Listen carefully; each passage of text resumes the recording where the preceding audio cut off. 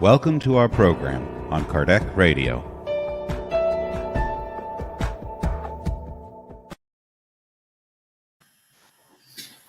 Hello, everybody. Good to have you here today. Feiute, to our Irish friends, thank you very much for being here with us. And today's topic is "And Life Goes On." Let's celebrate life. That's the most important thing we have, life. And I will have the pleasure to have my friends here from Lithuania, UK, and France, and let them introduce themselves. Good evening, everyone. It is really a great pleasure to be here again. It's so important, this connection that we have heart by heart and talking about something that's really make a difference in our lives. Every day we are living, we are breathing, we are thinking, we are doing so many things that we don't realize is automatically, but there are a reason for that. And our life goes on. It's so important, once again, talk about that. So it's a pleasure, once again, to be here with you all. Thank you. Labas vakaras visiems, laba diena, labas rytas. Šiandien turėsime dar vieną pokalbį apie dvasingumą ir nušviesime gyvenimo klausimus. Šiandien tema bus gyvenimas po mirties arba ir apymirtinis gyvenimas. Tikiuosi, kad jums bus naudinga ir įdomu. Hello, everybody. Good evening. Thank you very much for joining us. Good morning, good afternoon, wherever you are, and whenever you are watching it. So I hope you enjoy. Today it will be, like Elsa said, life goes on, and we're going to talk about what's next for us. Thank you. Bonjour, bonsoir. Merci à tous de nous accompagner dans ces séries d'émissions sur des thèmes très simples, mais qui introduisent cette belle philosophie spirit. Donc aujourd'hui sur la vie continue et la vie continue. Donc c'est une question assez fondamentale qu'on va aborder aujourd'hui. Hello, good morning, good afternoon, good evening, depending on where you are, when you are watching. Happy to be here again with you all. Thanks for your time, for your interest, and today we will continue our series of emissions about basic subjects of the Spiritist teachings. And today it's about life goes on. So it's fundamental questions that we will try to go deeper in details about. Thanks a lot for your presence, for the opportunity. Thank you. Thank you, Charles. Thank you, Elsa. Thank you, Nadja. Okay, so as we said it here today, it's life and goes on. But before I say anything here or we start to discuss this topic, I'd like to show you a video. And after this is a short video, as usual, and let's do some reflection about it.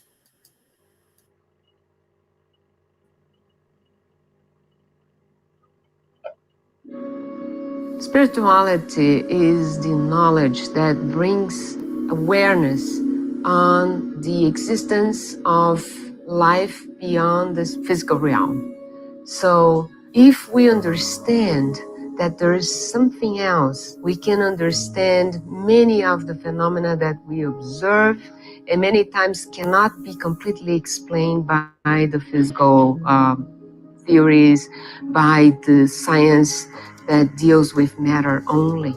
So spirituality goes beyond and can give us a more complete explanation of everything we see around, of the universe that surrounds us, of so many phenomena that remains unexplained by the physical science. On the other hand, as spirituality can help us to understand the phenomena in the physical life, science is evolving so rapidly we see, especially in quantum physics. Quantum physics is penetrating a world that we didn't even knew it exists. We will find explanations, probably, that's what I believe in, what it's being developing in science, that will put together matter and energy and will probably provide more explanations about the spirit world.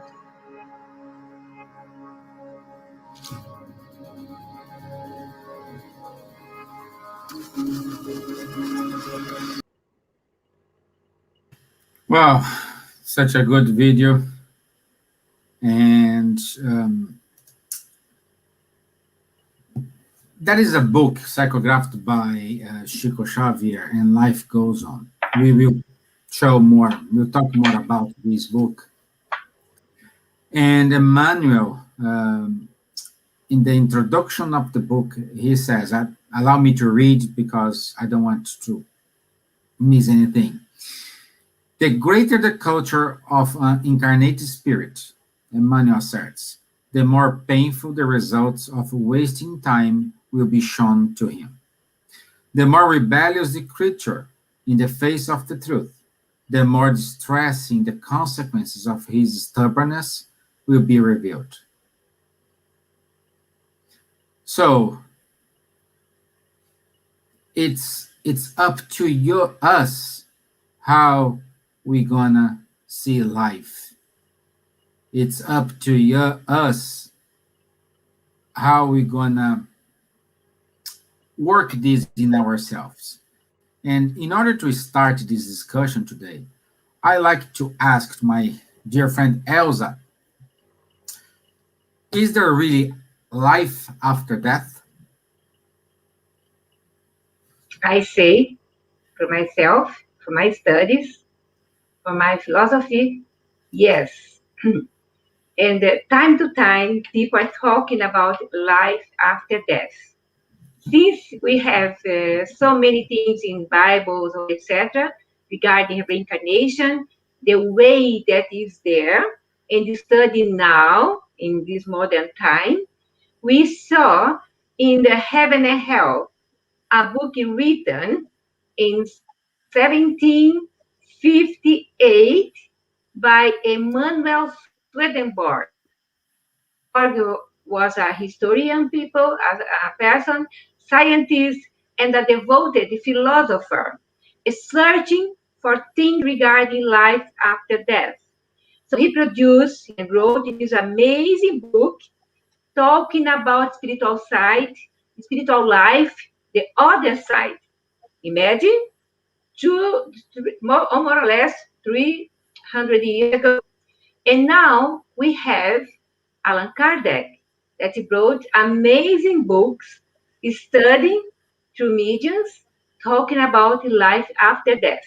One of the main points of our studies, because we have the entire universe so populated with galaxies and planets and planets and planets, it's impossible to have only our planets, but a living being. Yeah, a human format is the same one in Jupiter, in Saturn, in Mars. So more evolved the planets and less evolved the planets. According our state now, we are trial and attunement. So we are come and go, reincarnating on Earth, living a time in a spiritual world, in some colonies, as you will see in the book The Life Goes On, or North Solar. These colonies is above Brazil as a Portuguese language, but there are colonies for the ones that are living their bodies right now in Finland, in America, in Norway, in other places. There are colonies receiving them, helping them to maintain for a while, to plan again their lives, because we have cities in spiritual world. We have so many things. We are on earth, we can say, copy of the spiritual world, because we are born first, we are spirits, and incarnated for a tough years, 100 years is nothing in comparison with the eternity. We have many, many, many, many existence. I come now as a woman. Probably I will come back again or next time as a man. Or doesn't matter. The importance that the spirit, there is no sex for the spirit, so we can come and go and learning, evolving. Every time that we incarnate, we will evolve. And it's amazing how the André Luiz, that the collection that we call Spiritual World Collection, teach us, reveal to us the way that spirits are living there, prepare themselves to reincarnate, stay here for a while, and come back. So we never, never die. We never die. If you go to YouTube, for example, you put life after death. You see many, many research, many scientists, Pim Van Lommel, Dr. Raymond Moody Jr., you will see Jim Tucker, Dr. Peter Fennick in near-death experiences. So many scientists are talking, Beauregard and many others are talking about life goes on. It's impossible to have just one incarnation. One incarnation, because if we believe in a creator for sure, or someone or something created the world, or created the planets, or created the galaxies, created the eternity that we call God. Someone can call other name or call energy, doesn't matter. The important is that there are supreme intelligence that create all of us. So we are real. We can say that we are sons and daughters of God. We can say sons of God of the universe. Doesn't matter. The importance is a natural law.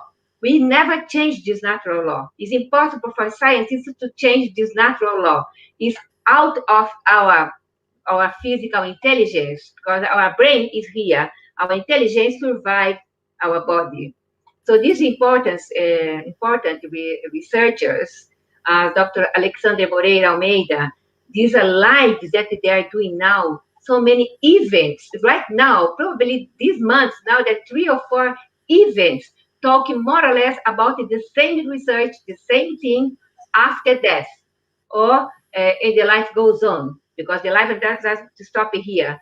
Our beloved ones that already departed, we saw this in our previous lives, they are there. The next life, my father, that was my father here, probably I will meet again. I will be his daughter or his mother or his sister. We will, as a family, we will evolving together and growing as a family. We are the history of family. We are a universal family. We have really to take care each others.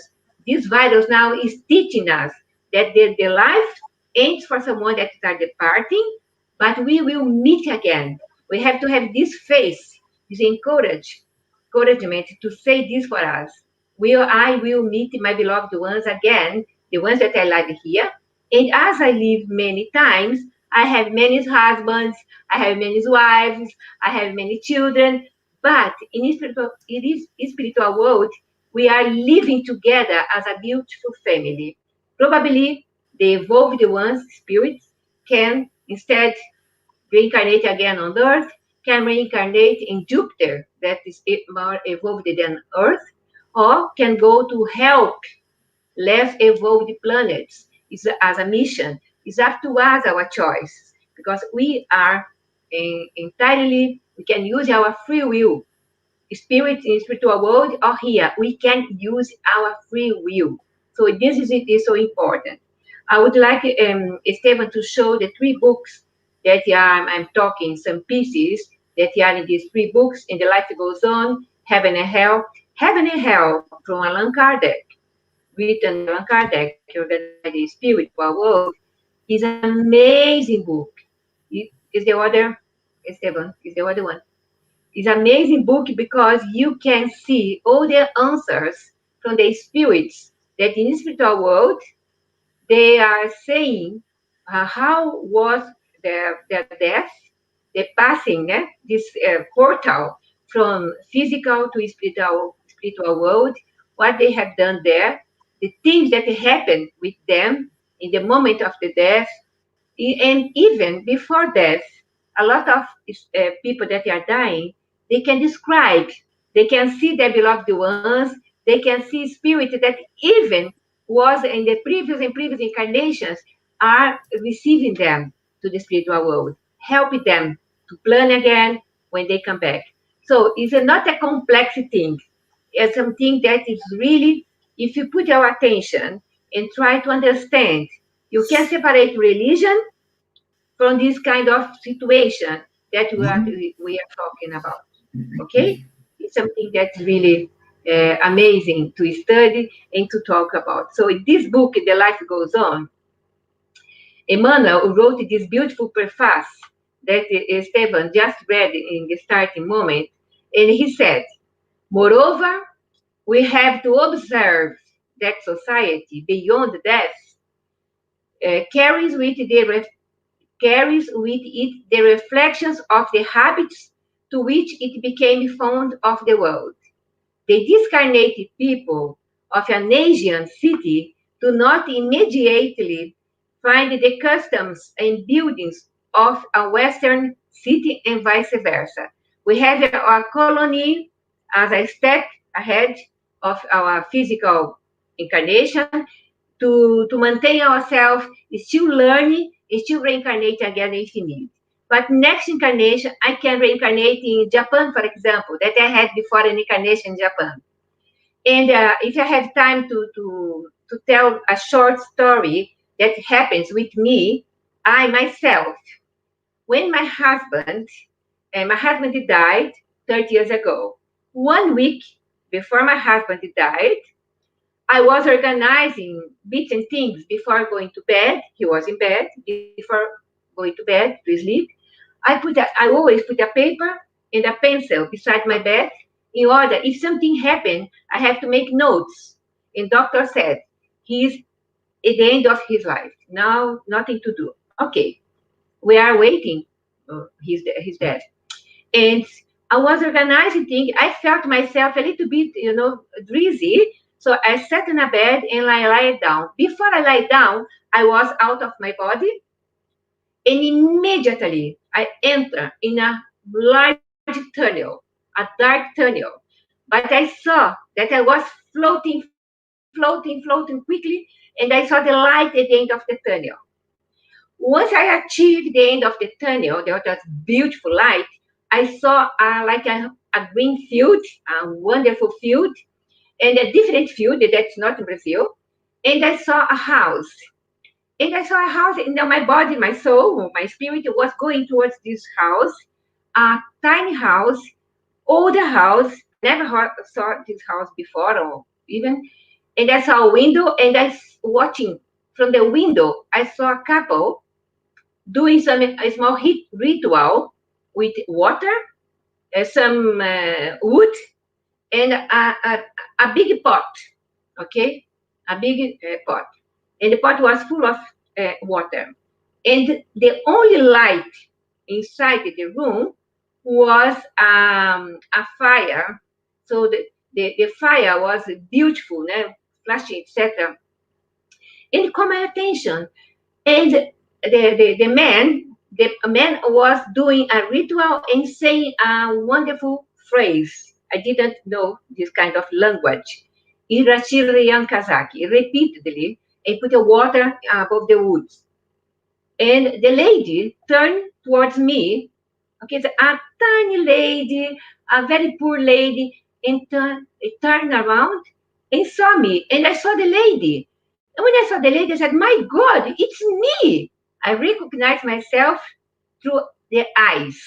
When I saw the eyes, I saw that it was myself in a previous or many incarnations before.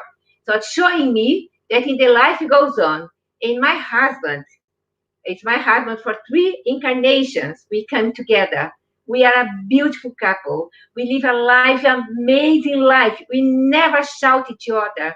So our children saw a really marriage of happiness, and it's the best thing that we could show to our children. And I come back to my body quickly when I was, oh my God, it's me. I come back to my body, and I wrote the phrase quickly, to not forget, and I try to know what's going on. And yam means water in our old language, the only thing that I could say. And 1 week later, exactly 1 week later, my husband died. So I was, of course, sad, but at the same time, proved to me that we can come together many times. When you love someone, you will be with someone, either here or in the spiritual world. So they never die. We never die. We can meet with our beloved ones using our dreams, through our dreams. We can prepare ourselves to have that. Of course, we can meet the beloved ones, and we can meet the other ones as well that are not beloved, maybe enemies. But at least the life goes on. Thank you.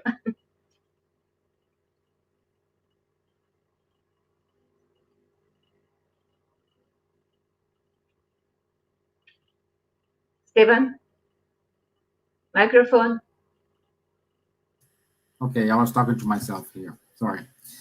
So I would say, like, Charles, hang on, because we go to you. But before we go to science first, my dear Dr. Nadja. Can I say something, Stevan?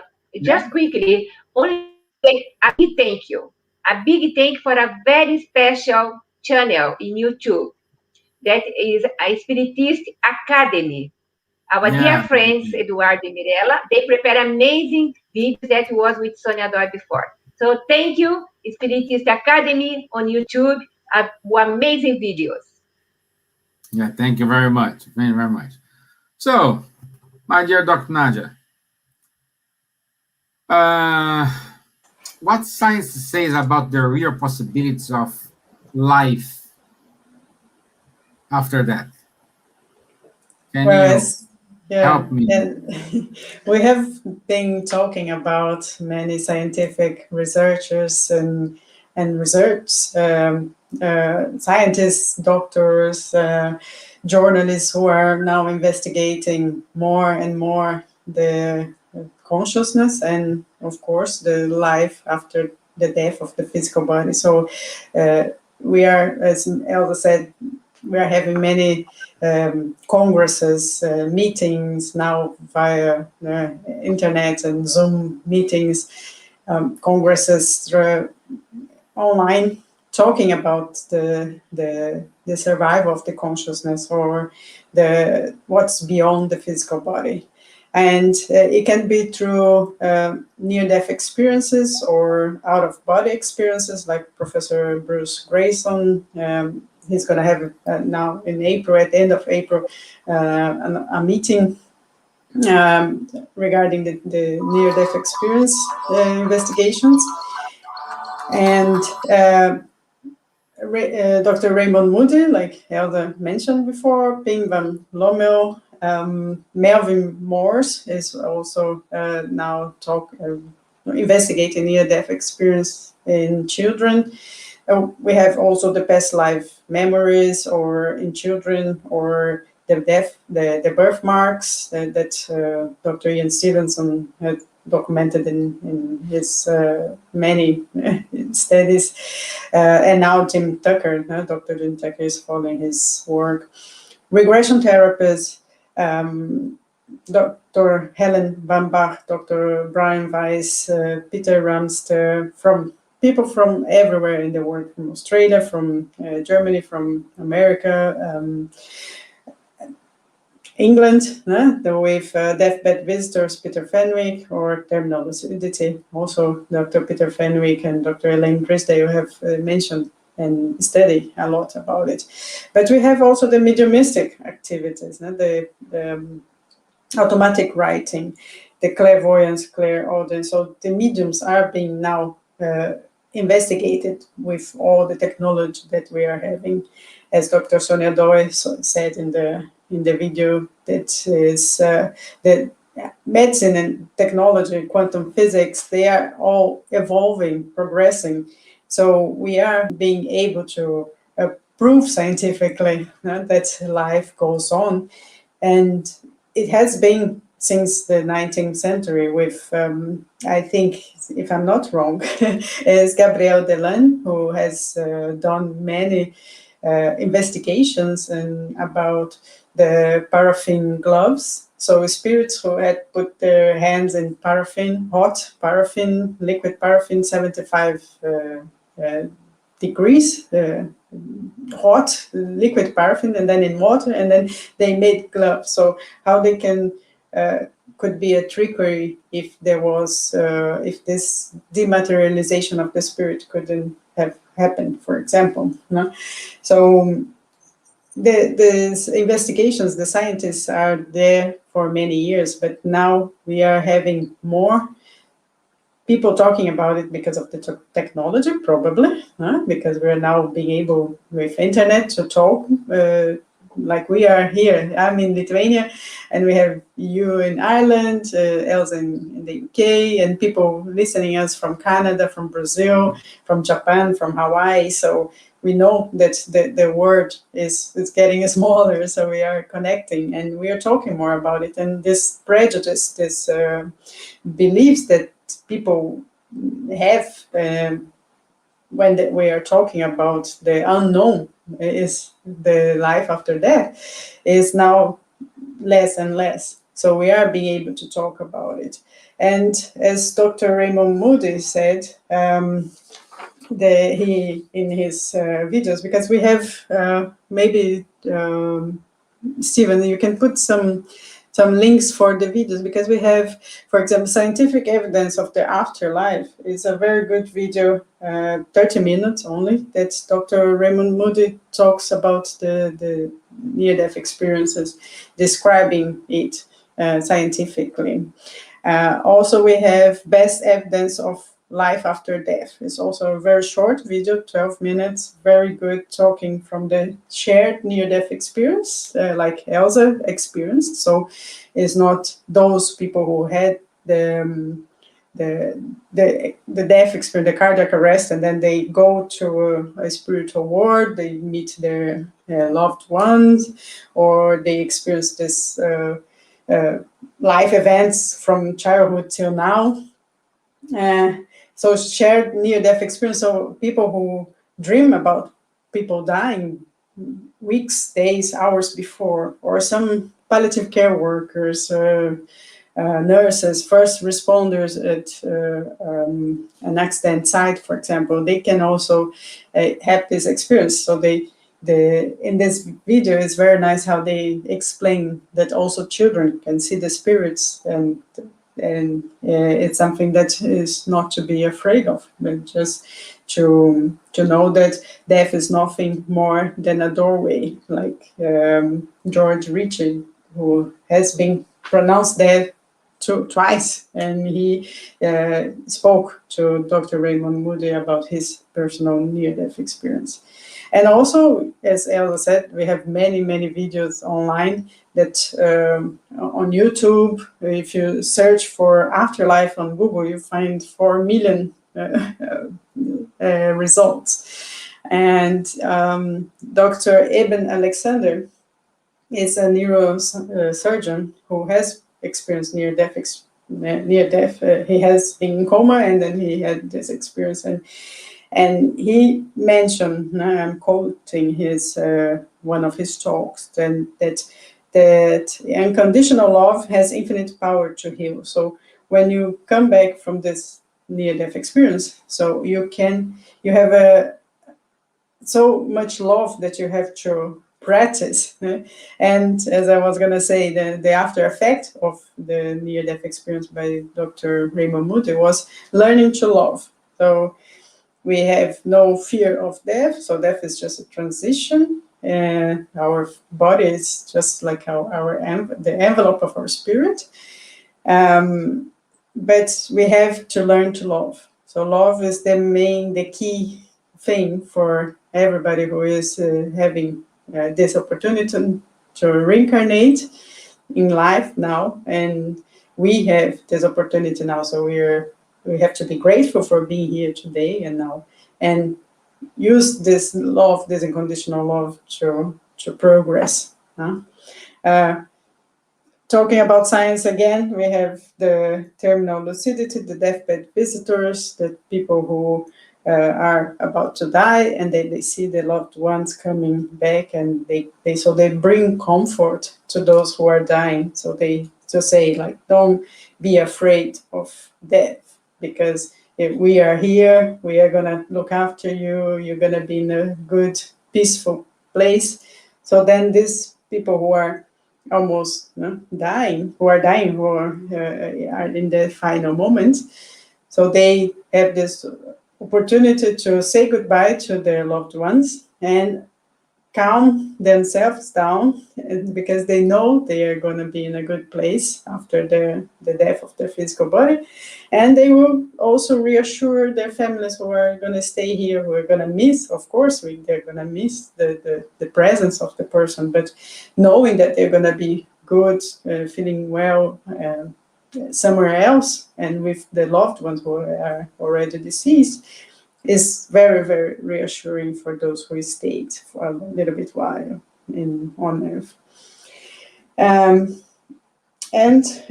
we can talk about books as well. So the books, as Elsa mentioned, but we have also about the colonies, the spiritual colonies, how describing the colony above England. There was the one by the journalist that William Thomas Stead, The Blue Island. Is a very nice book.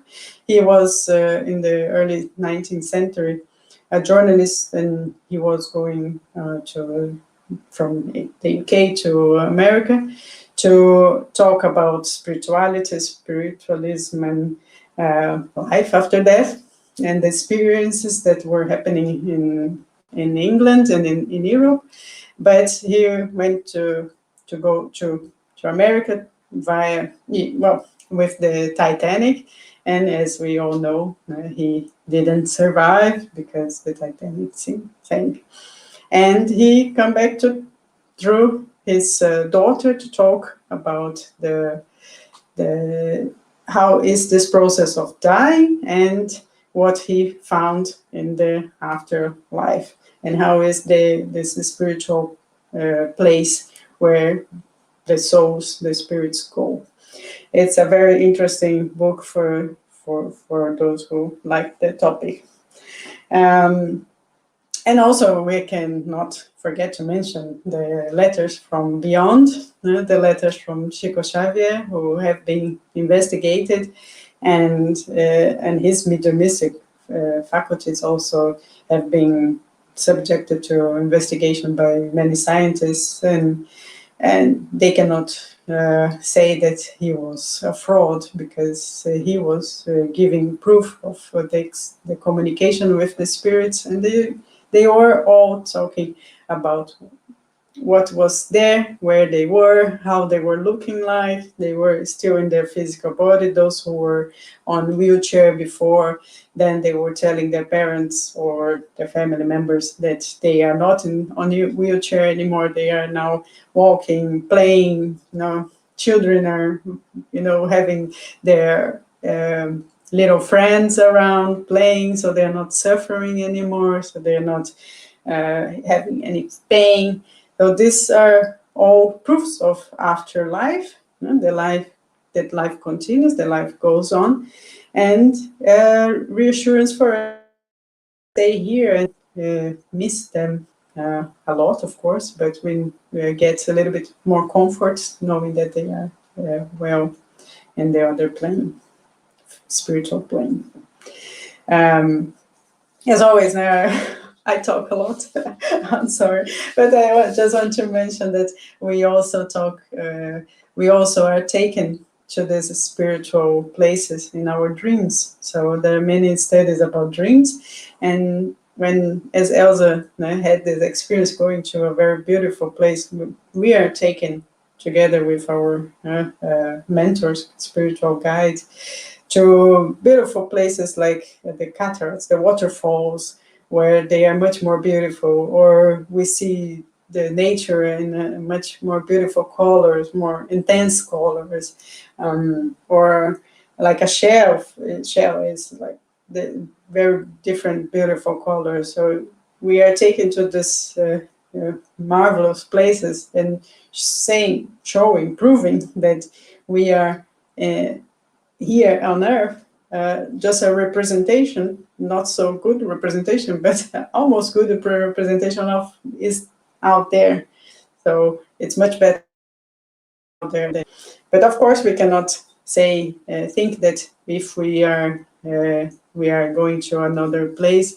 So here, life on Earth is too difficult. So I'm going to end my life because then I'm going to go to a better place. No, it's not like that. So we have to wait our time. Only God knows when is our time. So for those who think that committing suicide, taking their own lives, are going to go to a better place than here now on Earth, they are totally wrong. So also we have the letters from beyond. We have the people who try to commit suicide, and they go to a cardiac arrest, for example, and then they have this near-death experience. So they have the negative near-death experience when they are in places, very cold places, very dirty, hearing screams and feeling pain.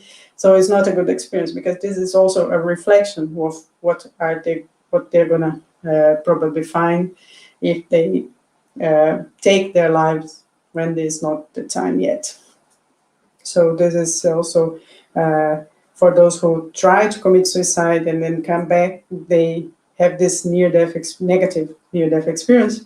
They, according to research, they don't try again because it's much worse than what they are living now. And they, of course, many of those who have this opportunity to come back, they have the transformation, and they become a little bit more spiritualist, less materialist, and thinking about others and thinking about themselves and looking at themselves a little bit more. So that's what I was gonna say. I didn't bring any specific research, because if you put it online on Google, you'll find many. And we mentioned here some videos that are very good videos and not anything extraordinary. Yeah, very good, my dear. I put your links here. The links Nadja mentioned it's on the chat box, so you can see it. So now we want to travel to France, and I have a question for you, my friend Charles. In the Spiritism magazine from January 1866, Kardec wrote the following. I will read here to not make any misunderstanding. Such is the soul during life and after death. Therefore, for it, there are two states, that of incarnation or constraint, and that of discarnation or freedom. In other words, that of bodily life and that of spiritual life. The spiritual life is the standard, permanent life of the soul. Physical life is transitory and transient. Saying that, these wise words from our dear Kardec, how to use our rationality to make sure that death is not the end? You're welcome, Stevan. Thanks a lot for the question. Thanks also to Elsa and to Nadja for these very detailed considerations. We can see now that there is really accumulation of evidences about this subject. That's first, we have a soul. We are not just matter. The intelligence, the mind is not a produce of the brain. The soul is not the product of the brain, but it's independent from the matter. And that it survives after the death. So it means after the death, the life goes on, which is the subject of today. So this fact to have, of course, you can have one evidence and then another evidence. But an absolute evidence is not existing in science. You have only relative evidence. You always can find different explanations. Yes, this can be telepathy, it can be transmission of soul, it can be extrasensorial perception, whatever. You can have several explanations. But when you have, like it has been showed in the past minutes now by Elsa and Nadja, you have this avalanche, accumulation of evidences. There you can see that, okay, this explanation matches this and that fact, that other explanation matches some other facts, but the only explanation which matches really all the facts that have been described is this one, the existence of the soul and its survival after the death. So today we have still a resistance, as I told the last time.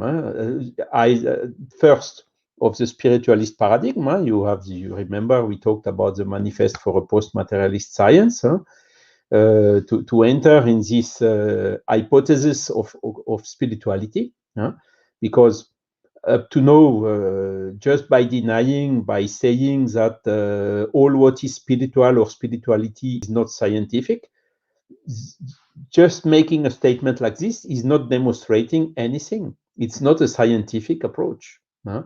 It's more a question of fear, a question of a priori, a question of dogmatic approach, that we could even say it's a kind of cognitive descent, just by refusing and discarding by system and not by reasoning or by proof one hypothesis that can explain all this avalanche of phenomena and evidences that we just talked about.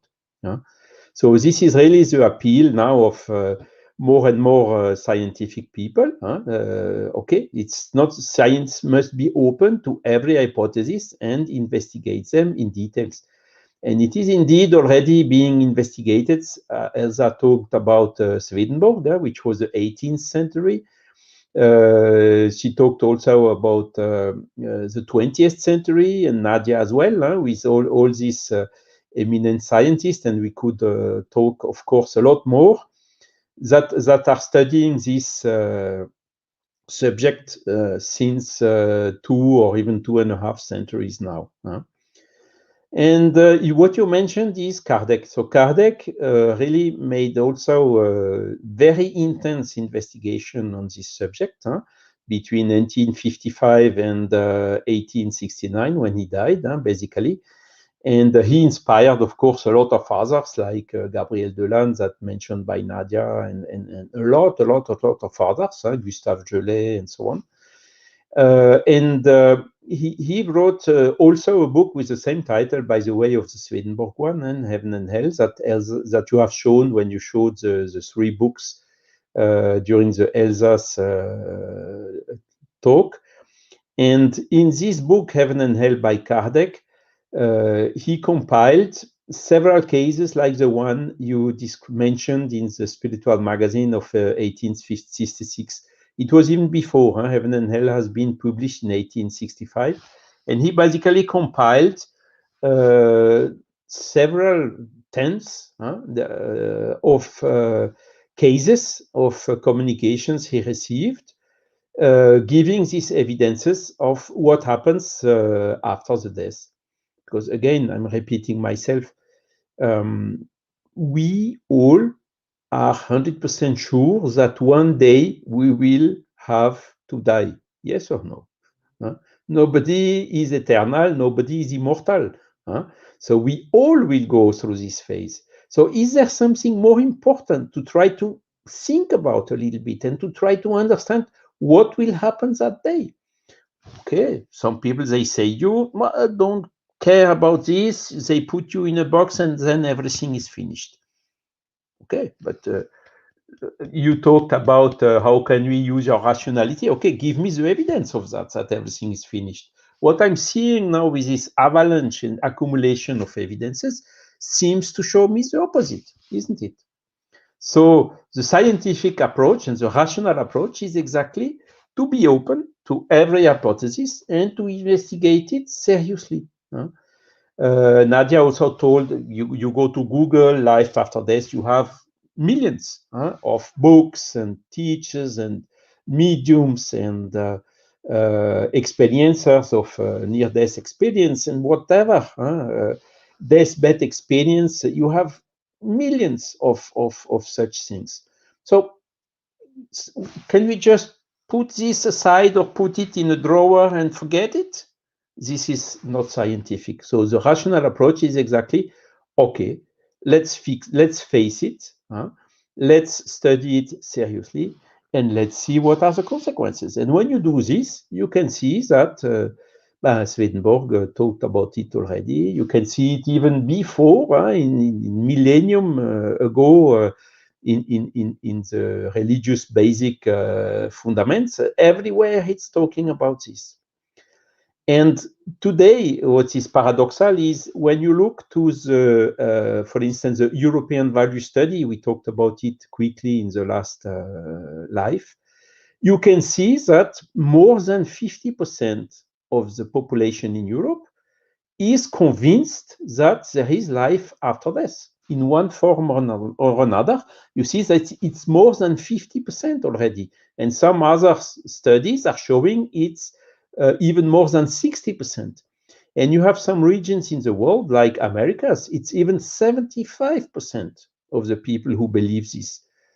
And within this 25%, you have exactly this resistance. And it comes more from the intellectual means, universities, through the medicine and philosophy even, which are still resisting into this dogmatic materialist paradigm. So we can understand there is the change resistance is something natural, is how to say, it exists everywhere. But now you see that there is a kind of a wave coming. You have more than half of the population already believing in it. So, and we can see today a kind of a crisis. These people, they are saying, no, I don't, when I go to the doctor, I don't want just to get some pills and allopathic means and so on. I want the doctor also to consider my beliefs and my spirituality and whatever. And there is a how to say, a kind of the contact is being lost because the people, they don't get the answers that they are looking for, that they are matching with their own beliefs. So we are now really at a switching point where hopefully in a couple of years or maybe decades, everybody will then change his mind, or the big majority of people. You will have always some people resisting, but it will become a minority, which will say, but of course, yes, obviously, you see, we are not yet there, but for sure it is coming. And what Kardec was, the example you told about the Spiritist magazine, was exactly one of the evidences.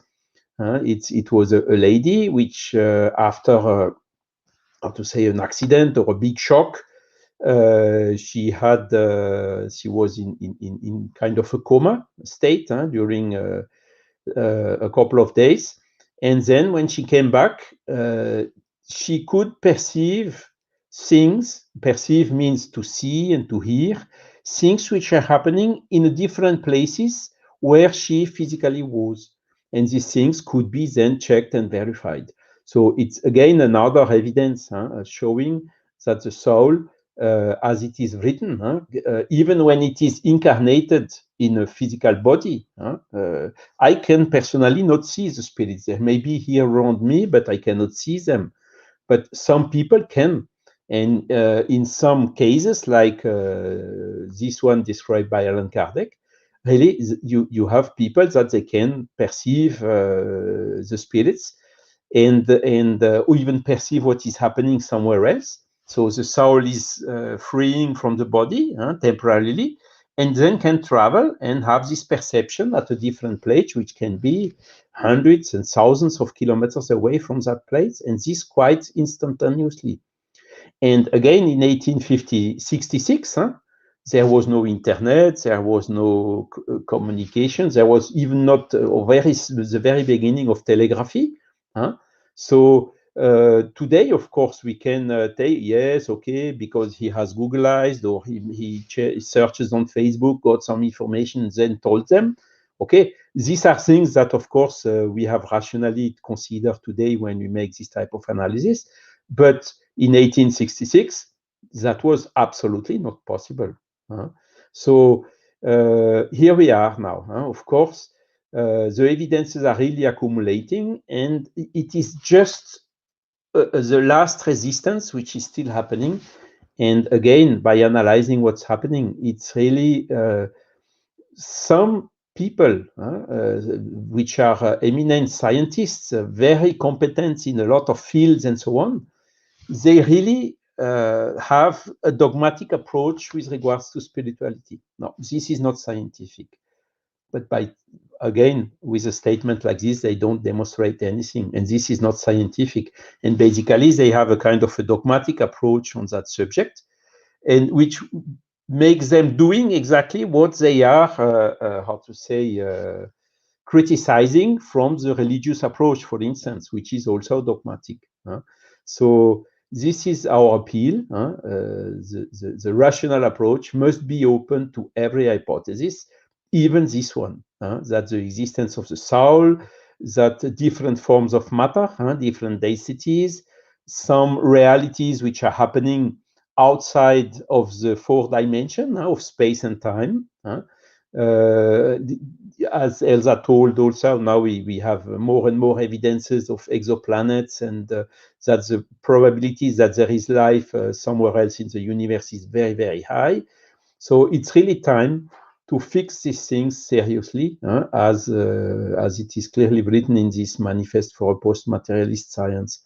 So we are now reaching this point, and hopefully it will come quickly now.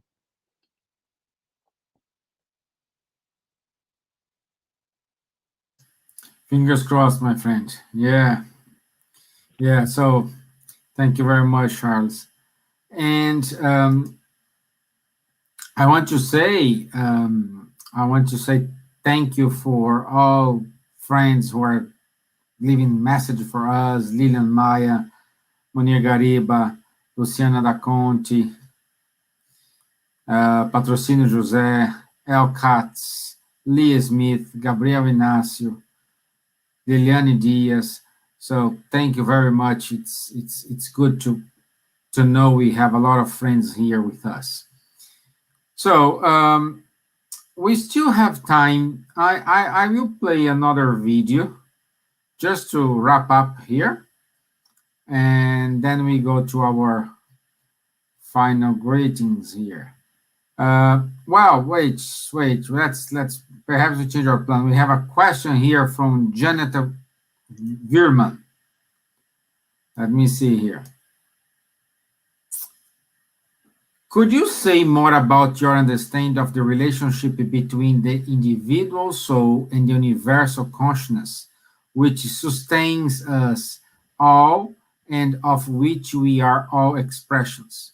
In my experience of merging with the light, I was disembodied, both the same and distinct within that light. At the same level, we seem to me to be both on consciousness and separate. So, could you say more about? Yes, let me just quickly introduce. So the question now is, what is universal consciousness which sustains us all, and of which we are all expressions? So the Spiritist teaching are talking about the question of divinity, of God. And here again, the arguments for the existence of God is there cannot be an effect without a cause.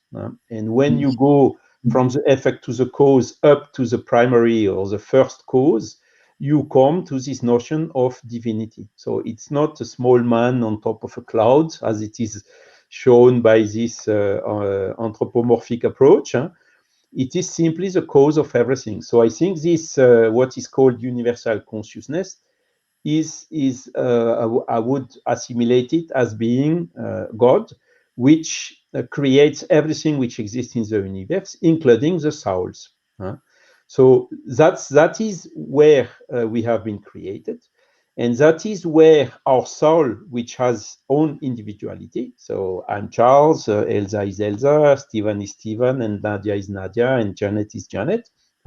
We are all different. We have our individuality, but we progress. The purpose of the soul is exactly when the life goes on, and the reincarnation, which we talked also today, is for progressing.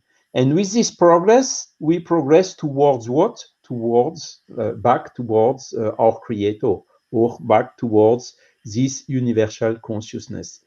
So we are all created by the same entity, by God itself. And we are, even with our individuality, with our free will, which is exactly the purpose of the soul, because if we would, let's say, tell that the soul is a product of the brain, it's a deterministic approach. It means we are machines or animals or whatever. From some initial condition, you can calculate what you will be, what your life will be, and so on, theoretically. And this is a deterministic approach, which is a machine. No, we have our free will, and this is exactly, how to say, the way our individual souls are progressing, elevating themselves to higher spirits, and the direction is going back to this universal consciousness, or that we could also call God. That would be my element of answers. I hope I have answered in a certain way, and welcome Elsa or Nadja if you want to complement, or Stevan. I would like just to complement something. As you said, no, we are unique. We are individuals, individual souls, individual spirits, but we all, everywhere in Jupiter, here in Mars, we are all immersed in this universal cosmic fluid. And that's how we communicate with the spirits. And when those people who experience meditation and they disembodied, or when they talk to someone else, they don't talk with words or with their mouth. It's all telepathic. And how is this telepathy? How is this communication? So there's all vibration. And where is this vibration? So it's all in this, immersed in this cosmic, universal cosmic fluid. So I think that's it's difficult to understand because we cannot palpate it, we cannot touch it, we cannot see it.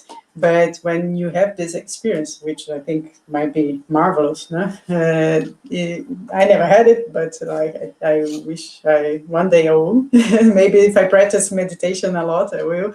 But that's how we communicate in our dreams as well. And when we're talking to someone, or we know that we have our, for example, my mom by my side, because she's already deceased many years ago, and I have already dreamed with her, and I was talking to her, but I wasn't talking to with my mouth and with my words, but it was all telepathic. So this is how we communicate.